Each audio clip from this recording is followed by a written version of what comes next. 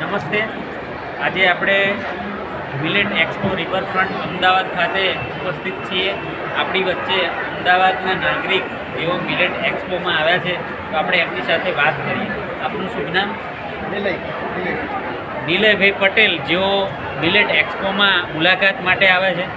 નિલયભાઈ, મને પૂછવાનું મન થાય કે આપને મિલેટ એક્સપો 1 થી 3 માર્ચ અહીંયા છે એવી માહિતી કેવી રીતે મળી, ક્યાંથી મળી? ન્યૂઝપેપરમાં એડ આવે છે. એમના જણાવ્યા મુજબ ન્યૂઝપેપરમાં જાહેરાત આવેલી અને વાંચીને જેઓ આજે અહીંયા આવ્યા છે. નિલયભાઈ, આપે શું જોયું અંદર? કેવા કેવા પ્રકારના સ્ટોલ છે? અલગ અલગ મિલેટની વાનગીઓ, એના આઇટમ્સ બધી કે હેલ્થ માટે કયા કયા બેનિફિટ્સ છે એ રીતે ઘણું જાણવા લાયક સ્ટોલ્સ હતા. નિલયભાઈ, આપે શું ખરીદ્યું છે? એમની પાસે આપણે જોઈએ છીએ કે એમની પાસે કંઈક છે, આપણે શું ખરીદ્યું છે?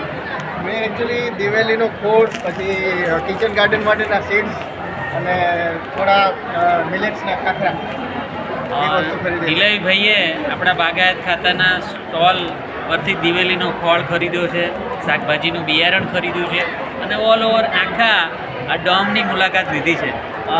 આમ ઓલ ઓવર આપને કેવું લાગ્યું અને આપનું શું આપનો કોઈ સ્પેશિયલ મેસેજ અમદાવાદના નાગરિકો માટે છે?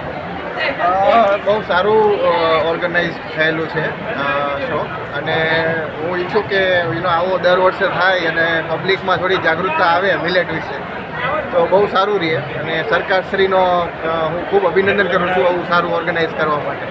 નિલયભાઈ, ખૂબ ખૂબ થેન્ક યુ. નિલયભાઈ રાજ્ય સરકારશ્રી કૃષિ વિભાગનો આભાર વ્યક્ત કર્યો છે.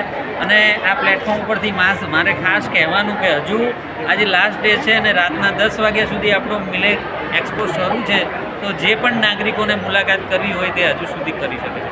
આભાર, થેન્ક યુ.